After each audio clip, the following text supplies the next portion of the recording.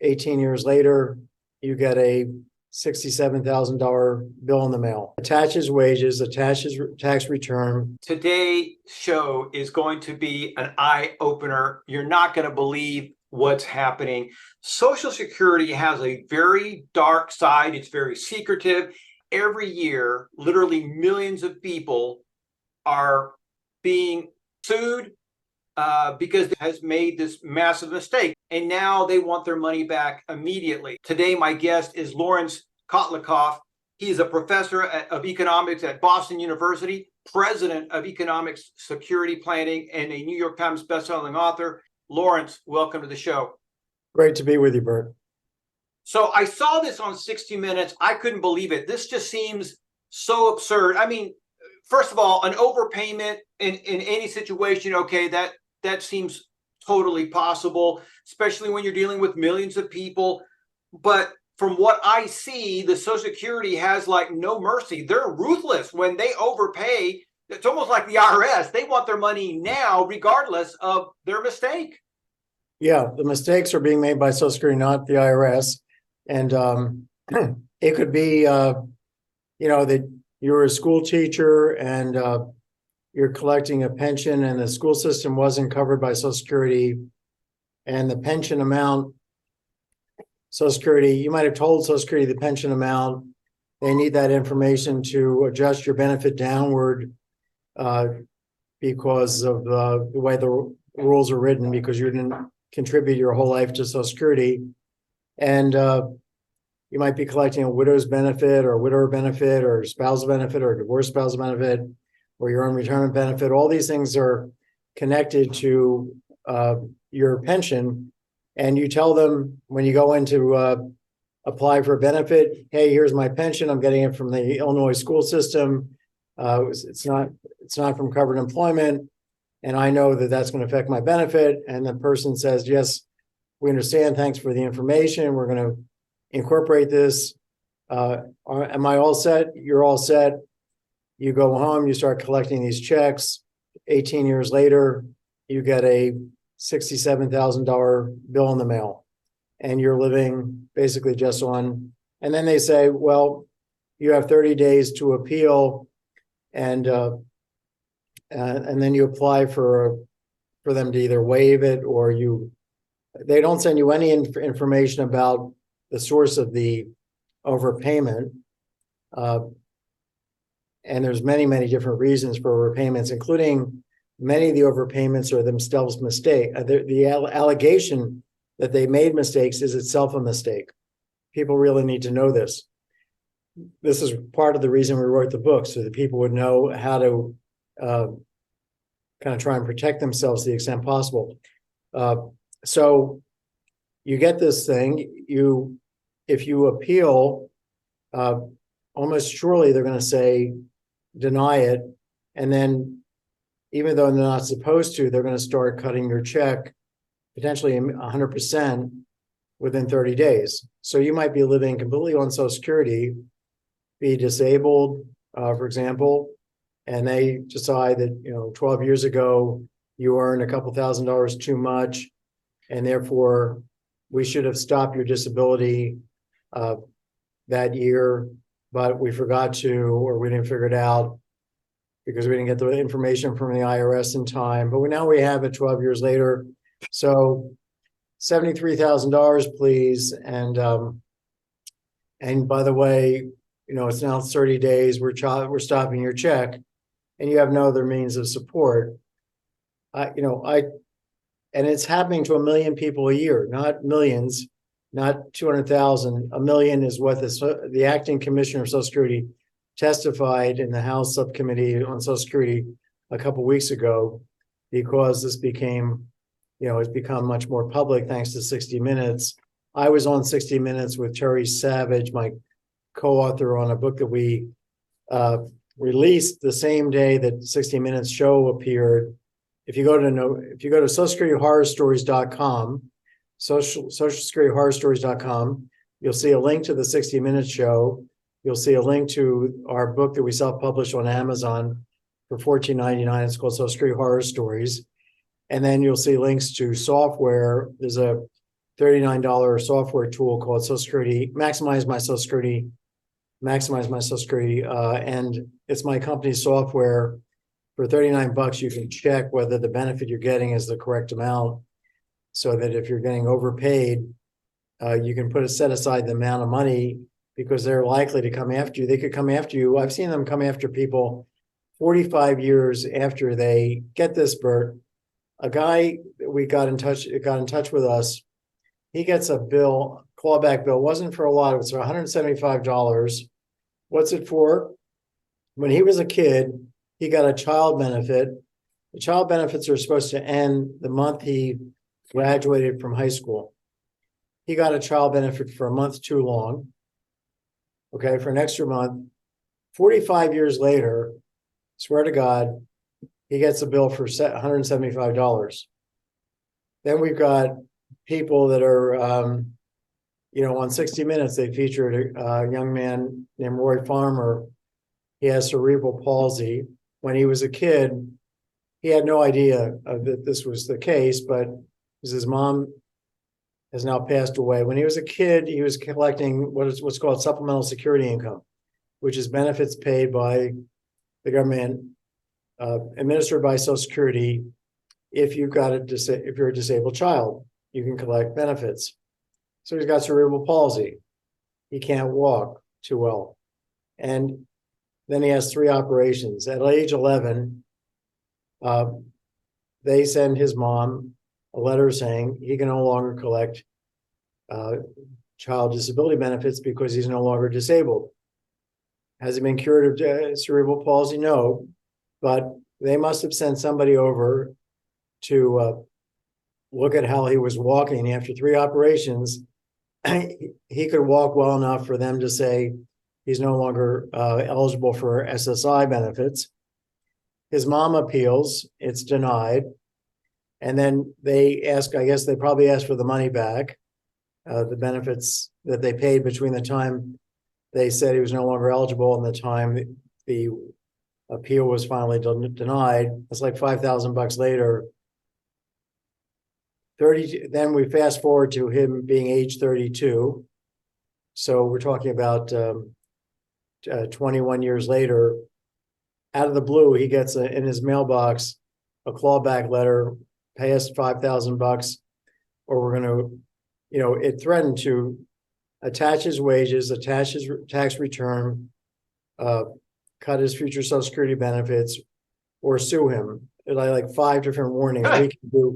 We can do any of these 5 things. And he decided to fight it. And he wrote to Terry and I. And because we started writing about these clawbacks, and Terry's a journalist in Chicago and writes for the Chicago Tribune and syndicated column. And she also appears on a local CBS station. She got in touch with people at 60 Minutes. They decided to have the show. We were on with Anderson Cooper and Roy and 2 other victims. And this is both good for these victims, but terrible for everybody else. Thing that happens at the end of the show. 60 Minutes got in touch with Social Security, who refused to come on to talk to them about callbacks publicly. But at the end of the show, a week before the show aired, Social Security waived the clawbacks of these 3 victims, because 60 Minutes had told Social Security about these 3 people, 3 sets of people.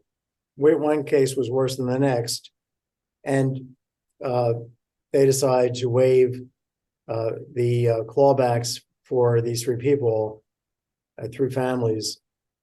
And it just, it shows you that you need to have 60 Minutes interview you in order to get any justice. This kid, Roy Farmer, he's not a kid, 32. He had no idea what the clawback was about. There's nothing in these clawbacks that say what the reason is. Really? So you just get a letter. They don't explain why they're sending you the letter. They're obviously they're not going to admit it's their mistake. And then they, like you said, they give you 30 days to pay them back. Yeah. At the first thing at the beginning of our book, Social Security Horror Stories, it's $14.99. Everybody needs to get it, and get 3 copies for your congressman and mail them to your people, congressmen and women. We want to inundate everybody in Congress with this book. The front of the book has, the first thing you see, a clawback letter, no explanation. And so he finds out after 2 years of appealing that he was viewed as no longer disabled. He was viewed basically as no longer having cerebral palsy. Of course, you can't be cured from cerebral palsy. Right. The guy's making $30,000 a year, minimum wage, and $5,000 is a lot of money, right? After tax, that's probably a quarter of his annual after-tax salary, and he says, "I'm going to fight this," and he continues to go to Social Security and say, "Show me the documentation of who came to see me and who came to adjudicate that I was no longer disabled. Show me the name of the doctor. Show me the paperwork." They say, "Oh, we don't have any paperwork." So what we're seeing here is complete lack of 1 million people a year being clawed back, a complete lack of due process, a complete lack of information. You call up, you get this letter in the mail. It can be life altering because you can be living on Social Security, I've seen a clawback for $304,000 for a disabled lady. It was all due to Social Security's mistake. And I can explain that case, but anyway, if she had to pay back $304,000, she can't do it. Right. They're going to cut her check. She's going to be living on the street, disabled. Right. Okay. So So life and death. part of me is thinking, okay, look, if they made a mistake, aren't they entitled to get this money back? Again, you're dealing with millions of people. You're writing all these checks. They screw up. Isn't there a rationale to say, hey, we accidentally paid you $5,000, $10,000, $100,000. You need to pay us back. We're going to work something out with you. Isn't that reasonable as well? Well, it's reasonable within maybe a year or 18 months if they catch, but after 18 months, if they haven't caught their mistake, they should be a statute of limitations, which is what we call for in the book, and say, look, any mistake beyond 18 months, any overpayments is on us. It's our obligation to get your benefit correct. It's not your obligation to figure out our job. Right. So, and I agree with you there. There needs to be a statute of limitations because there's a statute of limitations on just about everything else, right? I mean, if you and I have a contract with a company, there's going to be a statute of limitations on when that contract expires. In other words, if the company did us wrong, in some states it's 2 years, in some states it's 6 years, whatever, but there's a set time. Same thing with personal injury, same thing with even a criminal case has a statute of limitations. It boggles my mind that you're telling me that here's a Social Security department going after a clawback that's 40 plus years old. That seems ridiculous on its face. Talk about an absurdity, right? It's outrageous. This is financial terrorism because, and we're all of us, any one of us might think we're immune, but suppose you're getting exactly the right number and you're 67 and you have a brother who's maybe it's a disabled brother. And we've seen cases like this because I've gotten the brother or the sister writing me about their disabled brother. And he gets a $67,000 or $45,000 callback bill, and they're going to cut his check. And now it becomes your problem because you're taking care of your brother. So the entire country is at risk here. It's not just the people that are going to be victimized by these crazy clawbacks. The other thing that people need to understand is that Social Security is not competent to figure out your benefit for many, many people.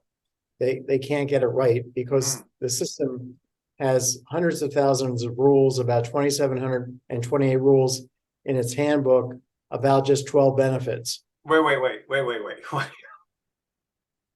2,700 plus rules Twen- for 12 benefits. No, there's hundreds of thousands of rules in their handbook. There were 20,000 page program operating manual system handbook. I mean, program operating manual system rule book. And those rules are about the 2,728 rules in the handbook. And the 2,728 rules are about the 12 benefits. Okay. That's, yes. So it's so complicated that even the agents that work in the department can't figure it out. No, they're underpaid, overworked, and a lot of them are nasty and are very happy. And there's 10,000 claim agents who get to decide whether or not to send you to waive your clawback or not. And basically, they're all being told, don't waive anything because we need to collect every penny. And the amount of money that's involved here collectively is 21 billion. They're trying to recollect, but that's a drop in the bucket relative to the $66 trillion unfunded liability of the system. So the system's long-term financial problem is not going to be impacted one way or another if we shut down this financial terrorism, which is going on from our beloved Social Security. I'm not a right-wing person who doesn't think we need Social Security. I think we need Social Security, but we need to have the Social Security operating properly, and we need to have something much simpler. So I've written a proposal about how to fix Social Security. It's at, if you go to larrykotlikoff.substack.com, that's my Substack newsletter that people can subscribe to for free. It's also a great podcast series, larrykotlikoff.substack.com. I'll put all the links on the show notes so you guys can find it. Check out Larry. Go to both your websites, and we'll mention the book because I think that is something that is just, it should be part of everybody's financial plan. If you're thinking about getting Social Security, you need this book. And it sounds like you need the software because it's very possible that the good people there at the Social Security Department may get your information wrong, one way or the other. They may pay you too much or pay you too little. They're underpaying about 400,000 people a year. That's all based on information they have. But you could, for example, I write about this friend of mine who's 94 in the book. She was married 3 times. She's 94. She got divorced from the first husband. The other 2 passed. The first husband was a very high earner. She didn't realize when she hit full retirement age or whenever she started collecting Social Security, really actually at age 60, she could have started collecting widow's benefits starting at age 60. She didn't realize that she could do that on the dead ex. So Social Security knew he had died, did not inform her about widow's benefits. And so for basically the last 34 years, she has left $1 million on the table. And so this is really one of the scams that Social Security is running, which is when they can when they have the information to inform you about benefits and they don't do it, that to me is a scam. When they have you check off a box when you're applying for a widow's benefit, an extra box on a form, either because you physically do it in the office or you talk to somebody who then decides to check off 2 boxes rather than just one, they can scam you out of $250,000 in an instant. Right there, then and there, just by checking a box. When they tell you that if you're in your early 60s, that if you earn more than $21,000 or a bit more than that, you're going to lose 50 cents on the dollar in your Social Security benefits. When they don't tell you that when you hit full retirement age, and this is true for about 95% of the people, that we're going to raise your benefit back up in light of everything we took away from you by by about $1.20 for every dollar we take away. They don't tell you about that, what's called adjustment of the reduction factor. So you believe that you're in a 50% marginal tax bracket just from Social Security, then you add in the federal and state, and you decide not to go back to work, when in fact you're being scammed into not going back to work for whatever twisted reason Social Security has to scam you in this way, to send out a letter. If you were my age, Bert, you would be getting a letter this month, in December, sorry, that says your COLA in January 1st is going to be X percent. And then the second page at the top of the letter is going to have this big warning that if you're earning above, if you're in this age group of between like 62 and 67, every penny you earn above 21,000, you're going to lose 50 cents of that. Well, every dollar you're going to lose 50 cents of those benefits. So they have this big warning about the earnings test, essentially nothing about the adjustment of the reduction factor. One little line that's all cryptic. So everybody thinks they've got this 50% marginal tax, and nobody goes back to work when they're recalled from COVID. This is part of the reason we have a shortage in the labor market, because people are not think that they're, that's a scam. When you write, as I have in the New York Times column saying this has to be repealed, this earnings test, it makes no sense. It's all it's doing, getting all these people not to work. And they don't even tell people that it's a tax, but a non-tax. It's actually in your benefit for you to lose money under the earnings test. That's a scam. Right. Okay. So wait. Let's back up so I understand this. So in some cases, I think you can start receiving Social Security benefits around the age of, is it 60 or 62? Well, if you're disabled, it's earlier, but the earliest you could get it benefits if you're not disabled would be age 60 as a widow or a widower. Okay. And then if you're not a widow or a widower, it's 62 would be your retirement benefit or your divorce or your spousal benefit or a divorced spousal benefit. Okay. And then, because I've heard a lot of people say that you can also get benefits as one of the 12 benefits is if you're a parent of a young, let's say you look like you're maybe 48. Thank you. I'm 61. 61. Okay, I'm going to say you're 48. Suppose you're 48. Suppose your spouse is a high earner. You're home with your 12-year-old son. Okay, you can get benefits, and your spouse. Let's say your spouse is much older, maybe 62, and you're 48, and your spouse retires and starts collecting retirement benefits.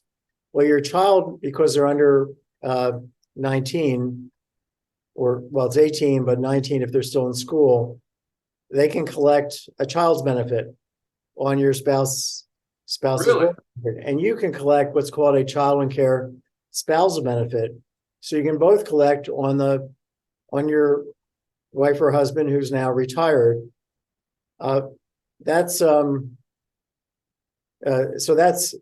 exception to the rule that you have to be 62 or over if we're not talking about widow's benefits or widower benefits. There are spousal and care benefits, and all right. So there's a lot of people who say, hey, if you wait, if you start collecting your benefits at 62, they're reduced by whatever, I think it's like 20 or 30%. But if you wait till 65, then you get the full benefit. But from what you're saying is you can start getting it at 62 because what did you call it? The reduction. It's called the adjustment of the reduction factor. So when you hit 65, they add that back in? When you hit your full retirement age, they're going to add that plus like 20 cents for every dollar that you've lost, because on an actuarial basis, in other words, they're going to pay you back not as a lump sum, but in a stream of higher benefit payments. And actuarially speaking, it's like $1.20 for every dollar you lose. Okay. So there is no earnings test. It's just a sham. It's a scam to get people not to go back to work. And nobody knows where this came from, except it was put into the system in the 50s and 60s when they were working on it, and gradually started putting this stuff in. And probably some moron who came up with this, decided that he had the mentality of the people in the Great Depression, that we need to get old people out of the workforce because there's only a fixed number of jobs and we have to leave those for young people. So let's keep people from going back to work. That might be what's underlying this. Nobody knows at this point. It's an 88-year-old system. Right. It's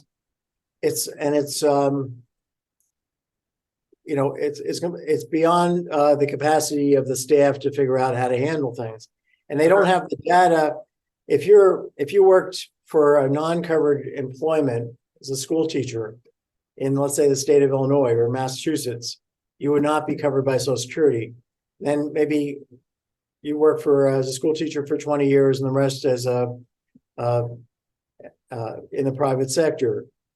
So now they need to know your pension from the school system in order to lower your benefit, because the system is basing your benefit on your lifetime contributions, and they don't want to treat you as if you're lifetime poor when you're not, because you had that job with the school system, but they don't have any information about those earnings. So what happens is that you, well, they actually do have the information about the earnings. I'll take that back. But anyway, they need your pension, and you think that they're getting the information from the school system to lower your benefit appropriately. And then when you go in to apply for benefits at 60, let's say 62, you take in you say, look, I'm going to start collecting this pension from state of Massachusetts school system starting in 4 months. I want my benefit to start in 4 months. I'm 4 months away from being 62. The person there, the staffer says, fine, perfect. You give me all the information. I'm going to, file it properly. They do nothing with the information about your pension. You start collecting these checks. 8 years later, you got a huge bill in the mail. In the mail, that's the back, because they never entered the information, and they don't have the information coming in directly from the school system. They don't have any hookup with the school system electronically, nor do they get a 1099 from the IRS. So they're relying on you to tell them X, where X is going to cut their benefit, your benefit. Right. So it's like, on Social Security, I said to you, Bert, tell me X. I need X in order to cut your benefit because I don't have any other way to tell it, to figure it out. And by the way, so if you don't tell me, I'm going to send you a big bill later on in the future when I do find out, if I do, because I have my ways. They don't say that to you. They basically say you need to tell us, but they don't really make it a threat because they don't want to reveal they don't know X, because if they do, then you won't tell them X. And they may never figure it out. Okay. So this is a very, this is catch-22 beyond anything that anybody, would think is happening. If this was a regular financial institution like a bank, they would have been a class action already, multiple class actions, right? Okay, so I have this question. So right now, the Social Security Department doesn't have a statute of limitations on when they can do a clawback. As a consumer, do we have a statute of limitation as if for example, with the widower, she was 94 years old, can she go back and say, hey, you owe me 34 years of benefits? Is there a statute of limitations that way? They only, if you my friend who lost like $1 million, if she starts collecting, they'll pay her 6 months retroactive. That's it. And here's another thing. Suppose they've been overpaying you for 20 years, and you've been paying taxes on your Social Security benefits because Social Security benefits are taxable. So if you're if you have high enough income, you're going to be paying taxes. And by the way, the thresholds beyond which Social Security benefits are taxable are not indexed. So through time, every year, more and more of us are paying more and more in taxes on our Social Security.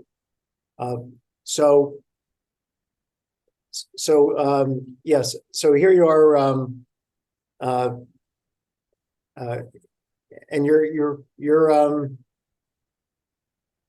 they're not going to tell you.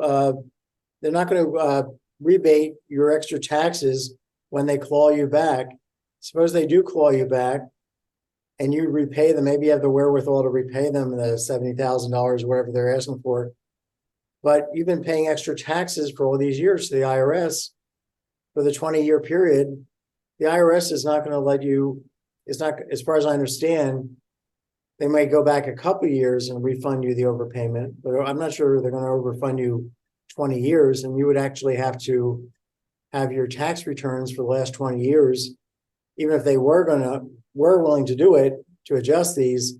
I don't think they go back beyond a few years. Yeah, I think if and again, I'm not a tax expert, but I believe they have a 3-year. I think it's a 3-year limit. Yeah, And 3-year limit. So that's probably also true for the state. Yeah. Okay. So. Because there's 12 states that tax Social Security benefits. Oh, okay. So you could also overpay Social Security taxes to the states. Gotcha. All right. So what's the process? I get this letter. They tell me I owe whatever, 10, 20, $30,000. Obviously I don't have the money. I'm living, like you said, on Social Security. Do I go get an attorney? Because you were mentioning the guy with cerebral palsy, he fought it, and luckily for him, 60 Minutes came in and shed light on this, and the IRS scrambled like cockroaches. Right? No, just Social Security, yeah, they wait. At the end of the show, Anderson Cooper announces that Social Security, in these 3 cases, has waived these 3 victims' clawbacks. Right. What he didn't say, but what I know is that the other people that they actually filmed for the show, and they decided to go with these victims, not these victims, those other people were given nothing. Sure. They weren't, their clawbacks weren't waived at all. So this is all about Social Security being embarrassed, but they wouldn't come on live and talk to Anderson Cooper. They refused to. Right. And so so in a case like this, you fight them in court, is what I guess was what I'm asking. What's the process? So here's how the process works. Okay. You get the clawback letter, and the first thing you should do is run maximizemysocialsecurity.com, which is the $39 program that that my company, software company, from which I earn nothing and haven't for 30 years. So I'm just not trying to self-promote, but run that program to see what your benefits should be, to see whether they could well be saying that they overpaid you when they're actually even underpaying you. I've seen cases like this, where they just have it so screwed up. We got to realize it's 10,000 claims agents who are sending out these letters based on their own understanding of the system, which is this thick in terms of a rule book. And it's 20,000 pages of rules is the program operating manual system. So anyway, you can appeal their overpayment proposition. You can appeal that you haven't been overpaid, but you can also appeal for a waiver or ask for a waiver, waive this clawback. Now, what they're going to do is probably generally is just deny both appeals right away, and then in about 30 days they will stop your check. So even though you may be living entirely on Social Security, they can just stop it, and if you have to go live on the street, you have to go live on the street. They don't give a damn. Okay. But then you can appeal the decision to deny the waiver. That will potentially reinstate your check. While that appeal is being heard, they're likely to deny that again after a while. And then two years later, if you appeal the second denial, you can get in front of an administrative law judge. Now, these people are being paid by Social Security, and they're being told by Social Security, everybody throughout the system is being told, collect every penny you can. Sure. That's the mentality. It used to be bend over backwards with these rules to help everybody get every penny they can, right? But now the whole philosophy is different. It's treat the public as if they're criminals, and as if they're if they should, it's their fault. It's basically our mistake is your mistake. Right. And you should have been known enough about this crazy complex system to have realized that we were not going to get it right, and that you had to come and tell us how to get it right. Okay. Now, So you appeal, you go to the administrative law judge, and he says there's two things that for me to waive, there have to be two things that are true. One is that it has to be our mistake, Social Security's mistake. You have to prove that. How can you prove that? You didn't record the phone call. You should have, and that's what we say in our book, Social Security Horror Stories. And you should have sent in your monthly payment from your pension or your disability or your earnings by certified mail to prove that they weren't incorporating the information. They had the information, they weren't incorporating it. So it can be their mistake, but then you have to meet another condition. You have to be poor, and you have to be poor in the eyes of the administrative law judge. So I saw, I've wrote about in the book about a lady who was disabled and was clawed back for $304,000. And why was she clawed back? Well, she becomes disabled, gets hurt in an accident at work, decides to write a children's book, becomes a bestseller, starts getting royalties, calls Social Security and says, well, I'm getting royalties. Can I still get my disability check? They say, yes, no problem. Because it's royalties, it's not earned income. You didn't do anything. Okay. And then 10 years later, she gets this clawback for $304,000. It's $30,000 a year. It's not impossible to get that kind of or maybe it was 15 years later. I don't know exactly how many years was. Anyway, it takes her 2 years to find out because they have no explanation. After 2 years, she finds out that the Social Security got a 1099 from the IRS from some local libraries where the lady had gone to give talks about the book to children. Okay. And they decide all that income that you'd earn from royalties was actually earned income because she'd done something to earn the money. Okay? So she goes to the administrative law judge and he says, well, it was our mistake because you kept calling us and telling us. So that's our mistake. That's criteria one. But criteria two, are you poor? Well, I've looked at all your financial statements. She had to send in every receipt for everything she was spending, including her cable bill. Okay. And he said, your income is low, but I look at your cable plan, it has lots of channels. I've decided that you're not poor because you have lots of channels. This lady could not walk. Her life was watching television. Okay. And she was denied. I read, honest to God, I swear on anything, with my own two eyes, this statement from the administrative law judge. And it's a long statement, and it's going through all the details of her finances, how much she's spending on food and groceries and, and clothing.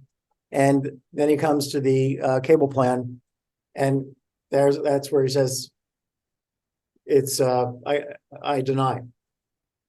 That's what we're dealing with here. We're dealing with petty bureaucrats who have the power to lord it over other people. And we have a lot of nasty people in our country, unfortunately, who like to exercise that power. Sure. That's part of the problem here. So the software, if you run yourself through our software and check your benefit, you can see whether you're getting overpaid or underpaid. If you're getting overpaid, you can save up that overpayment to help you with any future callback letter. Just keep that as, okay. If you're getting or you can go over to Social Security and say, I've been overpaid for a long time. That's what you should probably, legally should do. Right. But whatever you want to do, you should know that this is a potential threat to your future finances, but you can also be underpaid. So our software will figure out, because we're going to ask you about your dead ex-husband, and we're going to, ask you, we're going to show you that, hey, you should be collecting this divorced widow's benefit, and you're not. And then bingo, the lights turn on, and you realize you can go apply for it because Social Security is not sending you anything. So they're scamming and not telling you. They're scamming in lots of ways. Right. Yeah, that's incredible. I mean, this, like you said, this is a great example of petty bureaucracy. These are individuals that hate their job. And they probably didn't start off like this, but I've seen this in different governmental departments where you have, let's say, new people coming into that department. The old people who have now become bitter and disenchanted basically poison the new people coming in. And it's, what do you call it, this ongoing poisoning of the well. And my thing is, if you hate your job that much because you hate the people that you're dealing with, you need to go find something else to do. And to your point, there are some people who love the fact that they have all this power and that they can hold, like you said, hold it over people. I mean, they get off on being able to turn off somebody's income. That's a big thrill for them. And it's sad, but unfortunately, we see this not only with Social Security, we've seen this with the IRS, and we even see this with Congress. Not to go down this rabbit hole, but they got upset because Peter Thiel, who's a fairly famous individual there in Silicon Valley and one of the founders of PayPal, because he put a bunch of money in his Roth IRA and it's worth like $2 or $3 billion. Several people in Congress got upset at him because he used the system that they established, and now they're thinking about changing that. And so it's this pettiness from a lot of bureaucrats that make a decent living and sometimes a really substantial living, depending on where they're at in the system. And they just love denying other people. It's really weird. I don't know if it's an illness or what, but it's horribly wrong. Yeah. Well, the fish is stinking from the head, I guess, down. And Yeah. the head is the acting commissioner right now, and there's a new commissioner coming in. And how they can sleep at night, I do not know, because these stories at socialsecurityhorrorstories.com that we're posting, and we have hundreds of them, and people who are victims or have brothers or sisters or whatever cousins who are victims, please put your story up, post your story on our website, because we want to be able to, do something with these stories, namely, print them out and deliver a huge bundle to members of Congress. We're going to figure out some way to keep the heat on because Congress can fix this problem in a day, in an afternoon, and with Absolutely. one bill. I mean, and then, you know what? And it really, the reality is it doesn't even take an act of Congress. It just takes one person at the top who is human enough to say, we can't treat people like this. What do we need to do to fix this? Because it doesn't take an act of Congress to do the right thing. right. Anyway, so real quick, socialsecurityhorrorstory.com. Socialsecurityhorrorstory.com is the website. Stories with an S. Oh, stories. Sorry. Socialsecurityhorrorstories.com. Go there, and not only you can get the book, you can look at the other stories. You can post your story. This is just incredible that this is happening. So I'm glad that you and Mrs. Savage have done this, because it's really a great service to Social Security recipients. And you're also doing the right thing by holding Congress as well as Social Security leadership accountable, which we all perform better when we held accountable. But this is just sad that this has been going on for how long? Years? Hundreds of years? This is decades. And the other thing, just to be clear about, how was it legally that the three people that appeared on 60 Minutes were forgiven their Social Security's mistake, which was then adjudged to be their mistake. They should have, this 32-year-old kid with cerebral palsy was supposed to have known that he was collecting too much in benefits when he was 11. That's that was part of he's one of the guys featured. So how were they forgiven legally? Well, there's an overarching principle in the law that says that you can't claw back if it goes against equity and good conscience. Those are the three words in the law.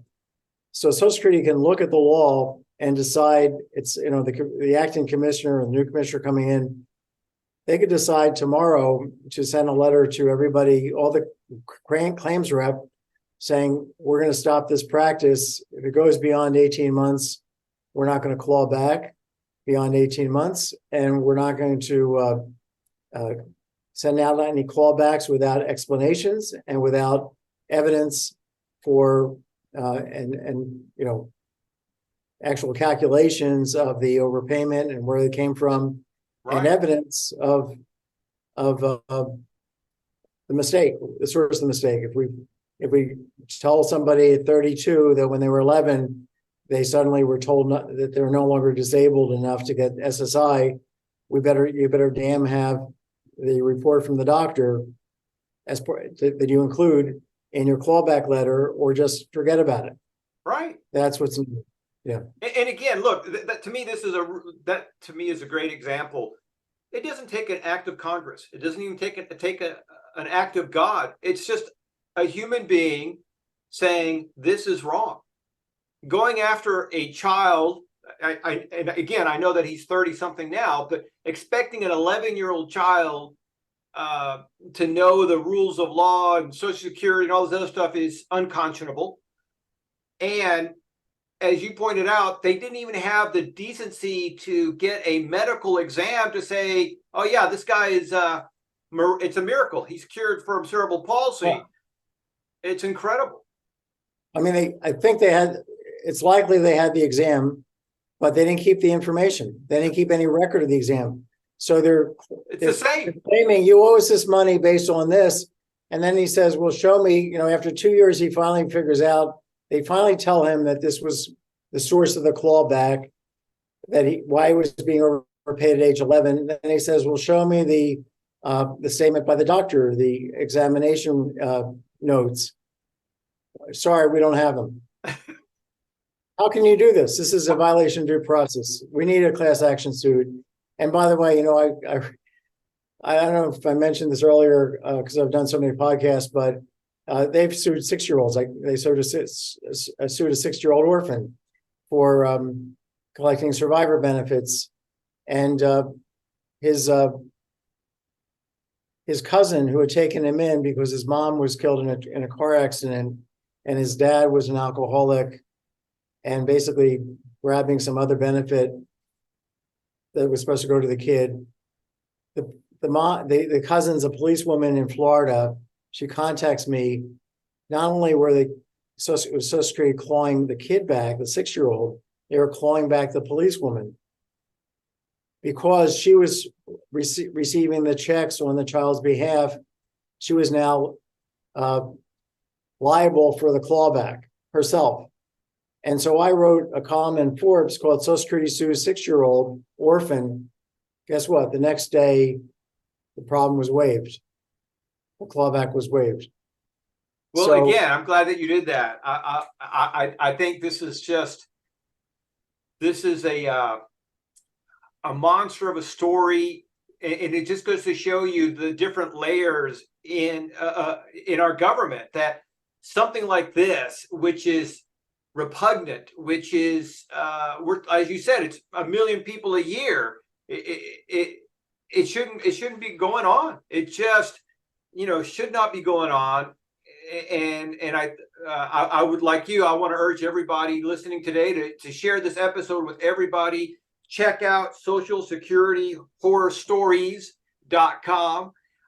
Check out the software, and let's help everybody know about this. And look, maybe you have a bunch of friends who are close to retirement. This won't hurt them. It's good information for everybody to know. But like you said, Larry, really the most important thing is for all of us as citizens is to contact our representatives and let them know that this is unjust. It's un-American. And it's like you said, it will not take an act of Congress, or should not take an act of Congress to fix it.